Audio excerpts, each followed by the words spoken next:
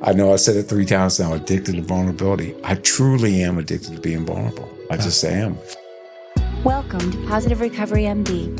If you're listening, chances are you want to create happiness around you and thrive in your life. We're glad you're here and you've come to the right place. This podcast will inspire and motivate you to not merely survive your recovery journey.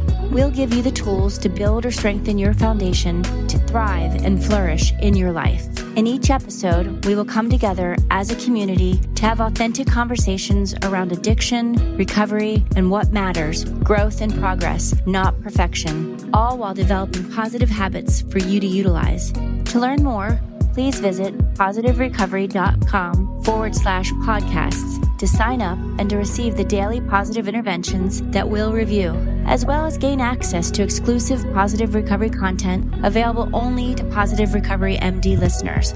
All right, let's get started.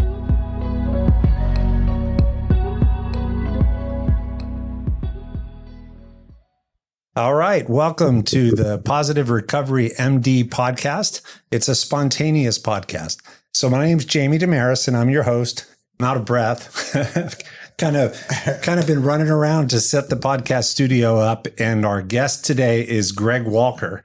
And I just met Greg 30 minutes ago. Yeah, 30 minutes ago. So I am going to let Greg introduce himself and then we're going to have a conversation around spirituality. I'm Greg Walker, born and raised in Greenbelt, Maryland.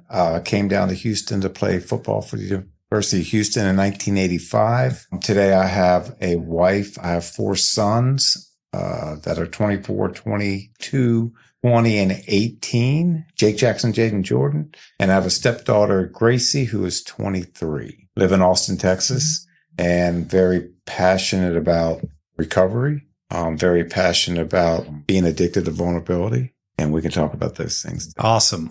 Yes, vulnerability is one of the things that has changed the course of my life. Yeah. And learning to be vulnerable and learning to, because it takes vulnerability to walk through difficult situations. Otherwise, you just avoid them. So yeah, I totally agree. They say that you need a safe space for people to be vulnerable. But when we're vulnerable as leaders or mentors, sponsors, we create that safe space for vulnerability. So I lived my whole life, Jamie, I think I told you, hey, Greg, how you doing? Everything's great, man. It's just so fake. I'm not kidding. 100% of the time when a guy tells me he's living his dream, I grab him by the shoulders, look him in the eyes and say, what's really going on? Because I know I lived that. And I walk with, I think I share with you a lot of men, about 70 or 80% struggle with alcohol or drug addiction or have, and they're walking through that. The other 20% are just men, very successful men. And when I tell them my story, they let their guard down and they always have something. It's always something in someone's life. So yeah, I'm addicted to being vulnerable. There's a lot of freedom in it. And it's okay. We're not perfect. None of us are perfect. yeah, it's when on my day 3 of recovery, when it finally clicked, this is after 19 years of trying to get sober. There was a gentleman by the name of Pope. I only saw him this one time. Ironically, he worked for the owner of our company, George, right? Back in the day. Wow. So I met him on this one day and he said one thing to me. He said, Jamie, you need to start telling people how you really feel. Yeah. And I threw it over my shoulder. I'd heard a lot of different statements over the last 19 years trying to get sober and couldn't get sober. And on day 7, my sponsor called me and asked me how I was doing. I said, you want to freaking know how I'm doing? I can't stand AA. I hate all you MFers in AA. I'm 36 years old. I live in a halfway house. My feet hang off the top bunk. I got no money to my name. And you have the audacity to ask me how I'm doing? And there was a paradigm shift that happened to me in that day. It felt free, didn't it? I didn't know what it was at the time. All I could explain to people was that something shifted because I went back to the guy that sat on the front row and said, I'm going to sit on the front row with you. When you go to an outside meeting, I'm going to go with you. And when my sponsor said, show up and meet me at Cafe Express, even though there was a lot of excuses that were coming up in my head, I showed up anyways. And I always felt better. It was years later when I started to learn about vulnerability, when I started to learn about authenticity, that I realized I touched my authentic self for the first time in over 20 plus years, because as an addict, nobody gets us. So whenever we go around them, we're trying to show up as who we think they want us to be. Right. Exactly. Yeah. It's tiring. It is tiring. And I think I shared with you before we got started this today, so I played college football. I opened a pretty successful restaurant, had a cool bar here in Houston. I catered to the Houston Oilers. I ran a huge company at one point. I made 25 films, feature films. I was a pretty popular guy. Nobody knew me. I look back at my friends back then. They just didn't know them. And it wasn't their fault. I just never let them know who I really was. Today, I can tell you I have men that know the good, the bad, and the ugly. The other point I'd like to say is we're told as men from a young age, pull yourselves up by your bootstraps, suck it up. From a biblical standpoint, that's just not biblical. It says in Galatians 6:2, we should bear one another's burdens. Ecclesiastes 4:9 says, if you fall down and you're alone, who's going to pick you up? You've got to be there. So we are meant to walk through this life in community. And I always encourage my guys, I'm not suggesting they get it on podcasts and tell you all your big dirty secrets. I'm not suggesting they get in front of 300 men and tell them. I'm suggesting to find one or two men that you can be brutally on without judgment. Not that they shouldn't hold you accountable, but without judgment. There is so much freedom in it. My shoulders go like from this to that. And I'm addicted to being vulnerable today. Yeah. No, it's being able to have true connection, true relationships requires vulnerability. It requires authenticity, and anything other than that, you're having to like wear a heavy mask all the time. I would argue you're living two lives. I mean, I was married. My kids are from my first marriage. I was married 16 years, and I wore masks the whole time. I was two different people to a lot of people, including my wife. So when was I don't know if it was a moment for you, if there was a light that clicked on, but where was it that you realized that it's through vulnerability that you actually show up? It's pretty recent, to be honest with you. So I got sober. Let me back up a little bit about my addiction. So I grew up in Maryland, raised by a single mom. My mom and dad got divorced when I was 5. Did have a stepfather. I experimented with drugs and alcohol, but no addictions. Went to play football at the University of Houston, where my real father was, reconnected with him. After that first season, I had my first experience with addiction. Very short-lived. It was cocaine. I like to joke that I only did it twice a week. The problem was it was 3 days at a time, and then sleep 3 days on it. So that was the twice a week. My dad actually had a really unique way of getting me sober. I always think it's funny. He knew something was wrong because I was playing football and lost a lot of weight. So he and his cousin took me to Las Vegas, threw me in the sun, taught me how to gamble, and I quit doing cocaine. That was my first experience. I started Zydeco Diner here in Houston in 1988, still open today. We built a catering business. Houston Oilers was one of our clients. I became friends with a lot of those guys and started playing golf a lot. One day my back was hurting. One of the Oilers said, hey, take this. It'll help your back and it'll help off swing. Sure enough, it did. I only took it when I played golf. We play golf 5 days a week. So that started a 21-year on and off addiction to opiates. More on than off. And as every addiction, it progresses. So you go from one Vicodin to 5 to 10 to Oxycontin to snorting it to shooting it. That was the progression of my disease. I've fallen into a film company. I was a mess at the time, running out of money. And in 2013, I moved to Austin, Texas. I was running out of money and I did something I swore I'd never do. And that was, I went to the street and got heroin. I always said, I'm not that guy. That's not me. There are different people that do that, but I did it. Praise God, I missed the fentanyl days. August 17th, I decided enough's enough. 2013 was the last time I put a needle in my arm. Flash forward, I lived a sober life, but I still wasn't vulnerable. And I think it was because I didn't have a relationship with God. And my current wife was a preacher's kid, and you couldn't mention the name Jesus to her 4 years ago. Didn't want to have anything to do. She was as a young child, she had some trauma, and she dealt with that like they all do. Drugs, alcohol, men, shopping, prescription drugs, all of that. And she just didn't want to have anything to do with organized religion. In fact, when we met, her parents asked me to get her in church. She lost her mind. Well, she had an incident in 2016 and she decided to go down another path and she got really into a lot of the new age stuff. And she had a demonic clearance basically at one point. In 2021, the end of the year, unbeknownst to me, she opened her childhood Bible. Then I started hearing worship music. And in early January 2022, she said, all right, God, if this Jesus thing's real, you got to make it apparent. And Jamie, I'm telling you, I watched a piece of God hit my wife. Like, bam. There was no denying it. And so this is a woman that had anxiety and night terrors and smoked marijuana to go to sleep. Gone. We got plugged into a church and she was so all in. She's like, we're not married. We can't live together. And I'm trying to convince her that we're grandfathered in, right?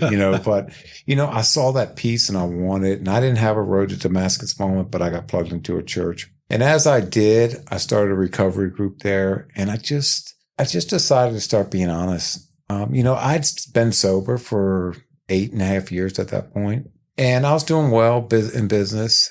I was living a good life. I wasn't breaking rules. I was doing all the things I thought I could have done. But today I know that I have a peace that I've never had. The only thing I can point to is my relationship with God. And I'm plugged in, and I've decided that the more I tell guys how I'm struggling, because just because I got sober and clean does not mean I don't have issues, right? And I've decided to depend on God. And I have a peace that I've never had. So I am now, like I said, addicted to being vulnerable. I'll tell people how I'm feeling. If I'm not feeling well, I'll tell them. If I'm doing something that's not right in the eyes of God, I'll tell a brother. I just do. And I think when I show that I'm able to share my weaknesses with people, two things happen. One, they let their guard down and they feel like they can share too. And especially walking through recovery. Our secrets keep us sick, right? And the more you can find a guy or two or 10 or 20, whatever the number is that you can be vulnerable with, I think you have a greater chance of recovery with alcohol. I truly believe that. And look, I've shared with you that I walk with a lot of men, and you want the ability to be able to touch them and say, look, you could just feel what I feel. Because you always hear the same thing. I do everything with drugs, or I do everything with alcohol. We talked about it earlier. I go hunting, I go fishing, I go to football games. Everything I do, it's so much better. And there's so much freedom without alcohol and drugs. And if you can trust in God and trust in the people that he puts in your life to walk with you and be honest with you, you build real relationships. And I'm very grateful today that I have several men in my life that I can be brutally honest without judgment. And it's just a great life today. Yeah. It's interesting. There's a couple of pieces that I want to talk about, and then I want to get to a question off of what you just said. When you go, let me go back a little bit. I grew up in Maryland. I can't remember exactly, but you had a mother and a father, but they were divorced. They got divorced right? When I was 5. My dad went to Germany in the army, so I really didn't have a relationship with him until I was 18. Right. Did have a stepfather when I was 13. So when I start telling my story, I always say, my dad was a Greek immigrant, came to America. He fulfilled the American dream. My mom and dad are still married to this day. Very successful family. Like, we always lead out with that, and none of that has any bearing on addiction. Yeah. Because it doesn't discriminate. No. And then you have your wife who grew up with the father being a pastor. Right. And it was the opposite. And it's like every individual journey has its own path. And the path is through the vulnerability. No doubt. No doubt. The other thing, you hit on something. Addiction does not discriminate. I mean, my wife did have trauma when she was younger. I didn't have trauma. I was raised in a middle-class family, went to Catholic church. I lived a pretty normal life. I can't look back and say, this happened to me. But addiction grabbed me, and it grabbed me hard. And I meet guys all the time. I meet guys from every socioeconomic status, guys that are super successful. And one of the things they don't get is they're healthy as far as they work out all the time. Their business is amazing. They can't figure out why they can't do this one thing on their own. Can't do it by yourself. You gotta be with a brother. You gotta walk with a man or 2 or 10 and walk with them and be honest with them. That is, to me, the secret. Couple secrets. One is how you get through this disease, and it is a disease, and how you're successful in it. And it's not just enough not to do drugs or drink. We want to flourish, right? And there's several different different definitions. For me, I'm successful because not from a financial standpoint. It is because I have peace today that I've never had, ever. And I credit that for one, for my relationship with Christ. I have a very strong marriage, but just the men I'm around, and I'm able to just be vulnerable. I can tell them anything and they don't judge me. And I know I said it 3 times now, addicted to vulnerability. I truly am addicted to being vulnerable. I just am. Nothing surprises my guys anymore when I tell them something. They're like, whoa, doesn't surprise them because I'm just going to tell them. It almost becomes a habit to where it's not even vulnerability anymore. Exactly. You're just being honest. Exactly. Yeah. Exactly. But then that's a great point. But then comes something else that you realize it's vulnerability, and it's showing up as vulnerability because you still got more work to do, right? Because it's never ending. It's the peeling of the layers that they talked about for years in the meeting that I never understood. Yeah. It's a lifelong process. Absolutely. So in your uncut, and it's interesting, I'm going to back up. Our previous podcast guest was Andrew Soren, who went to school with Dr. Jason Powers to get their master's in applied positive psychology. And he was defining the definition of flourishing. And it's really about being involved and being up to something greater than yourself, which is really what the 12-step recovery program does. But it shows itself in so many different ways. You know, my job has never felt like work ever since I transitioned from the family business to work for Positive Recovery.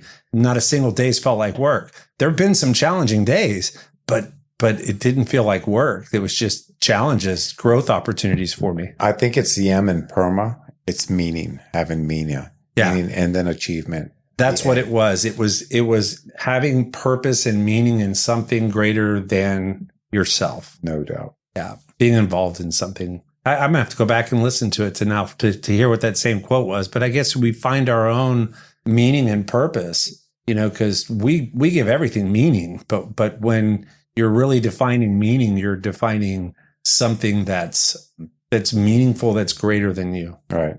Yeah. I agree. Selflessness, really. Yeah. So when you found your way through Christ, through God, and then you started working with other men, how do you experience working with men because like for me, when I got towards the end, you heard what I told my sponsor, like I was done with AA. Right. Luckily, I had a paradigm shift that day. But one of the things that you see a lot nowadays is people who never could get it in the rooms, and they're still trying to find recovery. But then there's some people that are the same way about church or God because of the household that they grew up in. Right. And everybody finds their own path. So how do you experience working with them and sharing your faith and your belief, helping them find theirs? Well, the best thing I can do is tell my story. And a couple of things happen when I tell my story.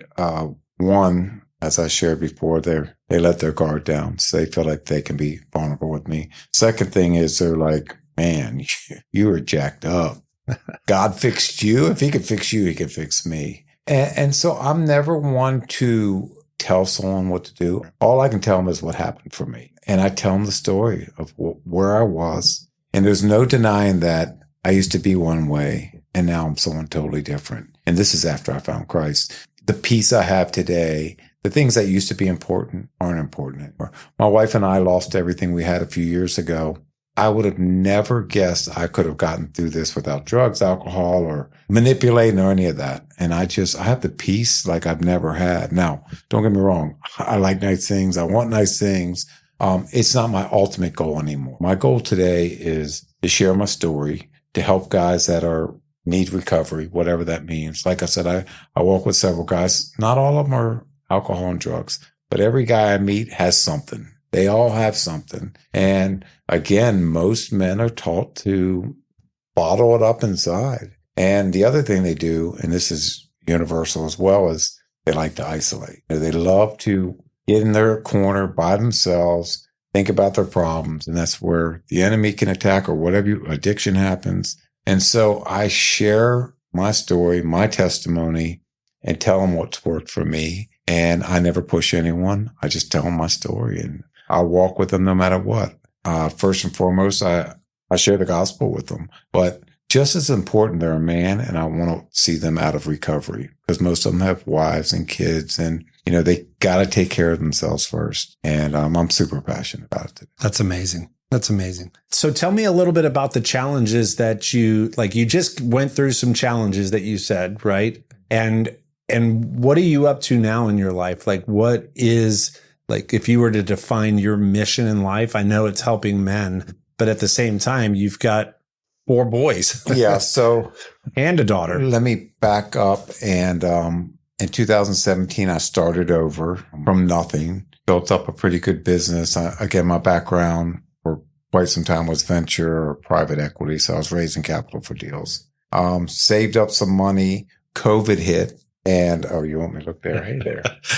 COVID hit and I just closed a deal. So I have a healthcare background and I get a call when COVID hits asking if I could get masks, these 3-ply masks or 3M masks. And I said no. But in the next 2 days, I probably got 20 calls from people, from real companies, VA hospitals. And I was like, whoa, I better find some masks.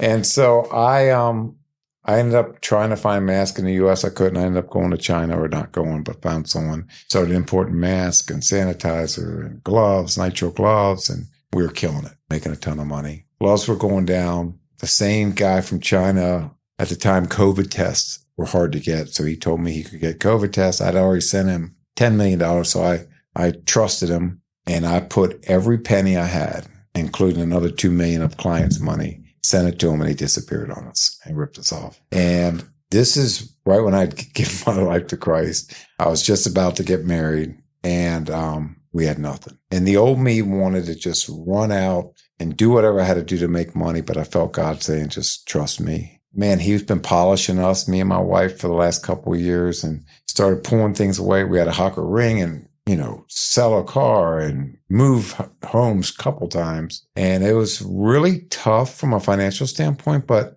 I tell people I've had millions of dollars in the bank, couldn't sleep a wink, had no money for 2 years straight, no idea how I was going to pay rent, and slept like a baby. So that taught me that the peace I had was coming from somewhere else.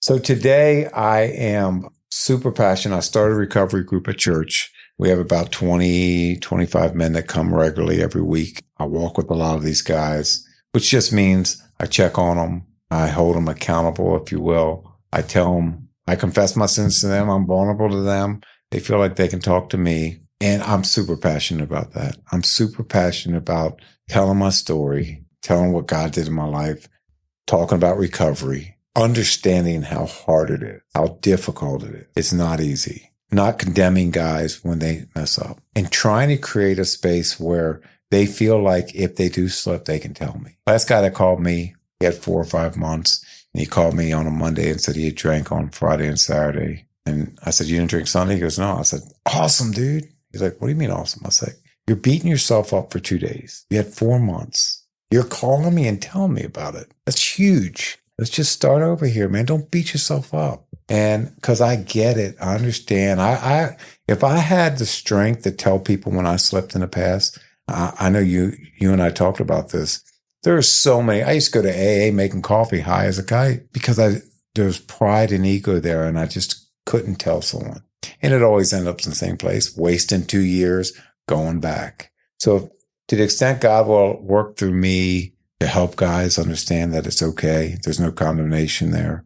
Romans 8:1 says that there is therefore now no condemnation for those who are in Christ. So what's that mean? It means when we ask for forgiveness, it's over. Most people, I'm convinced, don't want to be stuck in addiction. But what happens is they try to get out.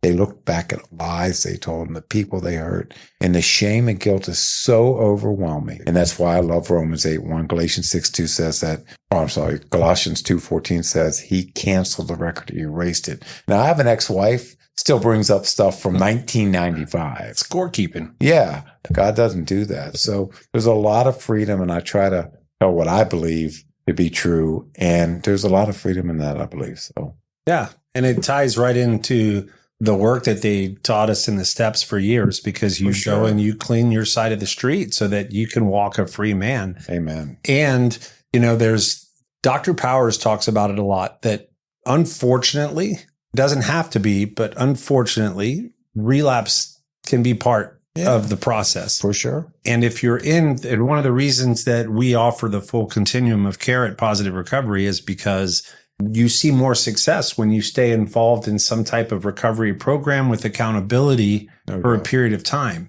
So if somebody has a slip or a relapse and they become accountable in process group because, it's going to come out. Right. It can become a teachable moment. Absolutely. But when you're alone, which you talked about earlier, which is what people like to do in their addiction, it becomes a shame spiral. Yeah. And before you know it, you're all the way back where you started, if not deeper, within weeks or less. That's why I mean, it's going to go back to vulnerability. It's going back to community, being in a community where you feel comfortable, where you're not condemned when you mess up, that you're actually, I don't want to say congratulating. That's not the right word, but people celebrate the fact that you're being honest. Acknowledging them. Exactly. The A in PERMA that we were talking about earlier, the achievement, it doesn't matter how large or small the achievement is. And that PERMA model is if you're putting into those individual buckets, positive emotions, engagement, which is flow state, relationships, meaning, and achievement, that it's scientifically, like there are studies that show that it enhances your well-being. Yeah. You just have to be contributing to those buckets. Yeah. So that's what we try to introduce. But that achievement bucket, if you think about that in the book, in your worship that you do at church, or in a 12-step room where they talk about God, there's positive emotions. Yeah.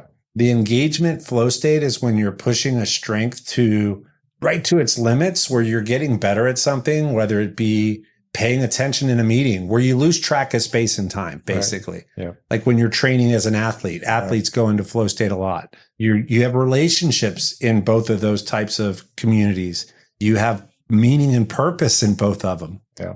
And then you have achievement, right? You have the one day. That's a big deal.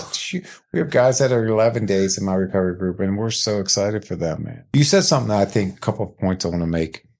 A lot of times men, we're looking for these huge wins. If we really take our time, there's so many successes we have every day, little successes. We need to celebrate those little successes. The other thing I read is it is impossible for the brain to have anxiety and gratitude at the exact same time. If we take the time we can always find something to be grateful for, right? Just the beautiful flowers on the ground, your children, healthy children, just so much. Your brain can't process anxiety at the same time as gratitude. When I lived in Kerrville, Texas, and by the way, I love hill country, baby. I love gratitude. Yeah. It changed my life. Me too. I used to do a gratitude post every single morning.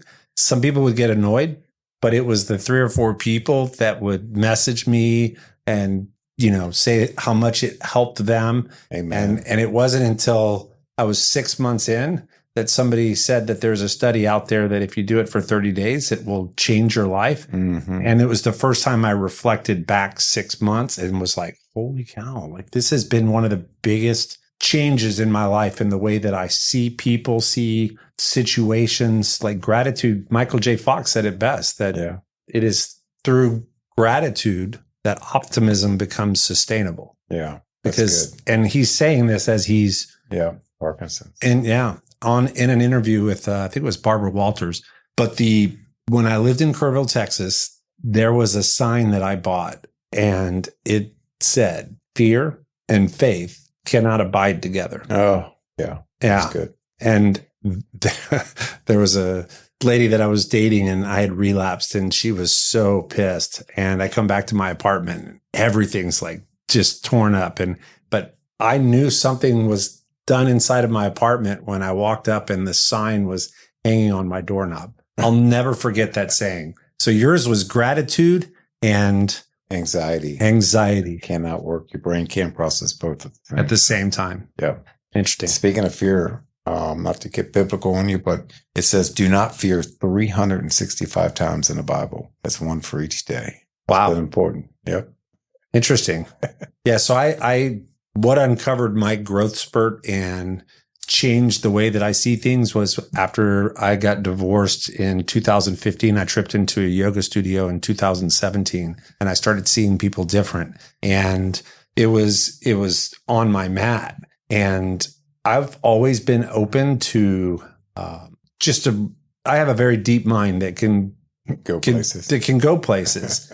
And I also believe in energy and that we're all energy. I also believe we're all made in his liking. Yeah. And learned about manifestation, which I had heard about, but wasn't really sure about it. And then it started happening in my life. And I was trying to explain it to my mom. She's Greek Orthodox. Oh, man. So she's, and she was like, I don't understand. Yeah. And it's like, you have to believe that it's already happened. Right. And if you can do that, you will draw it towards you, but you can't say, I want. And there were things that she wanted, whether it was, I don't want to say anything too personal, but let's just say like her dog never came to visit her, right? Not calling anybody out. May have been me, may have been my brothers. I don't know.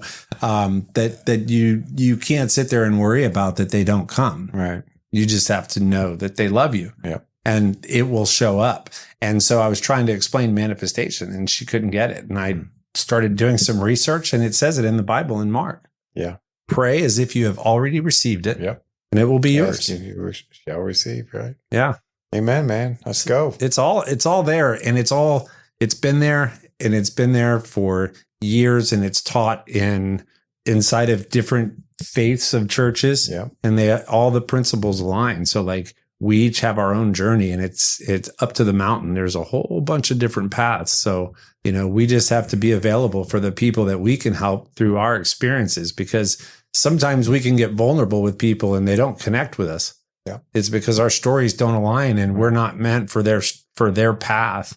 Yeah. Yeah. I think my pastor actually said this, and this could be applicable on anything, but sometimes you get frustrated, and it could be in recovery that you share your story and you're the second step to them getting clean and sober. And it may take 40 steps.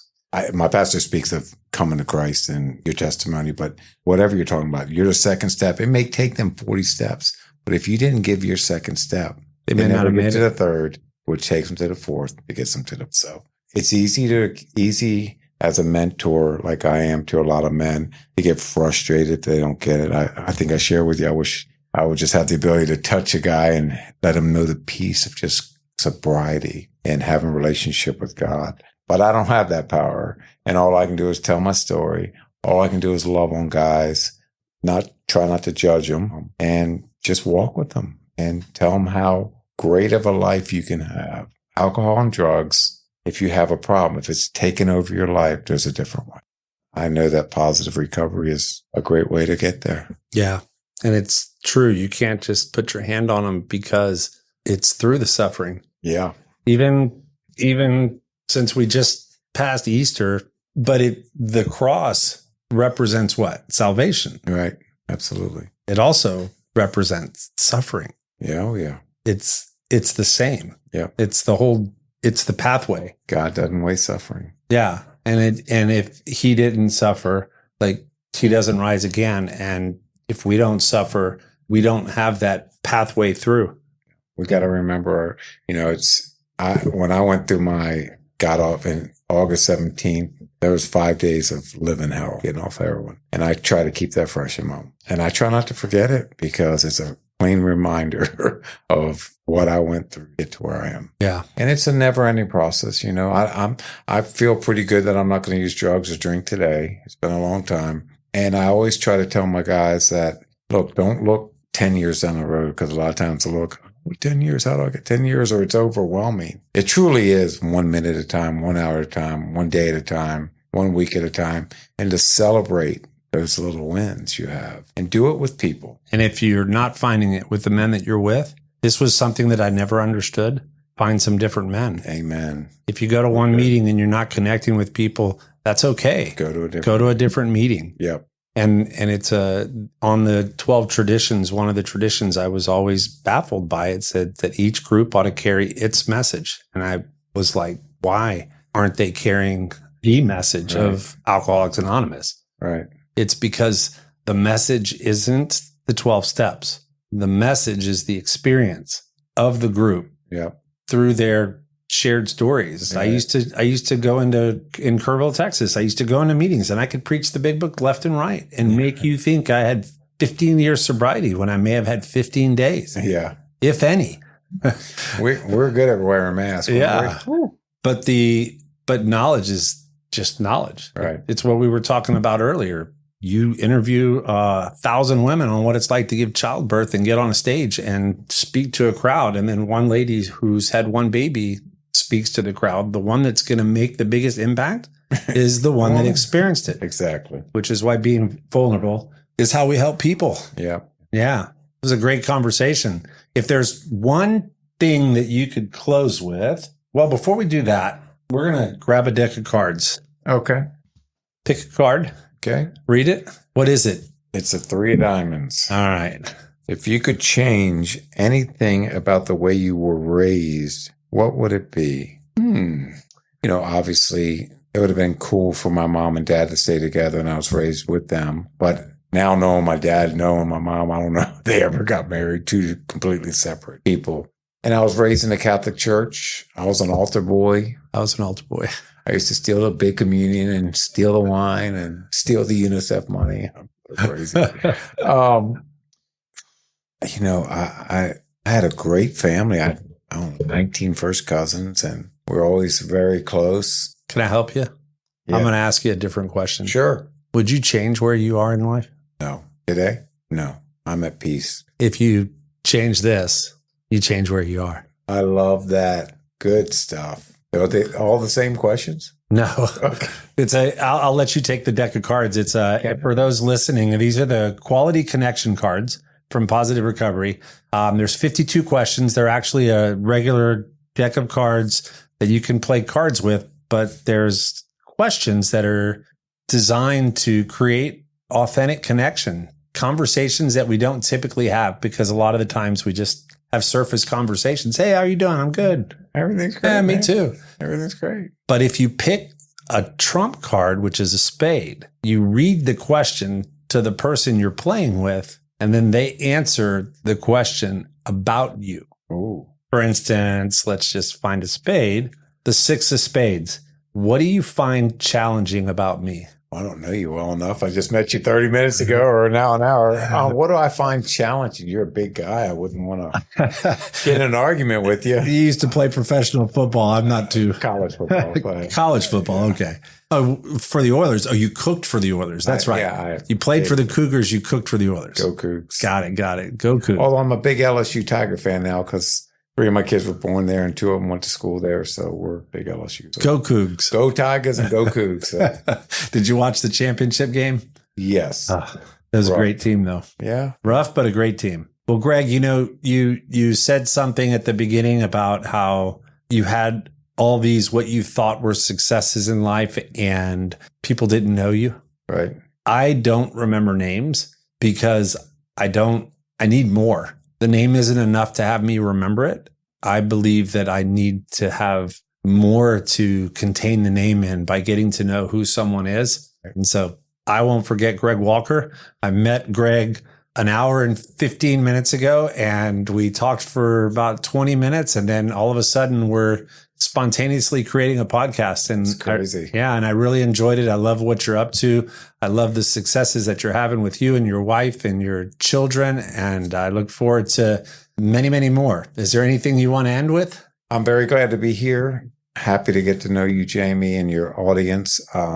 Life is hard as a man, between bills and women too, but men especially. I deal with a lot of men. Wives and kids and grandkids and bills and social media and keeping up. You add addiction to that, it's even harder. Find a man, at least one, that you can be brutally honest with without judgment, and life will be a little easier. If you need help with addiction or recovery, call Positive Recovery.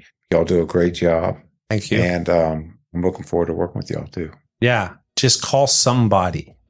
Make the connection and get vulnerable. Amen. Yeah. Greg, I really enjoyed it. Thank you. Thank you for being on the podcast. You got it. Thank you for listening to this episode of Positive Recovery MD. Don't forget to visit positiverecovery.com/podcast to sign up to get your daily positive interventions sent straight to your inbox. Be sure to subscribe to Positive Recovery MD on Apple Podcasts or wherever you listen to your podcasts to receive an automatic download when a new episode drops. And as always, if you or someone you know needs help, Visit positiverecovery.com or call 877-4-SOBRIETY. That's 877-476-2743. Our why is simple. We care. We are here to help.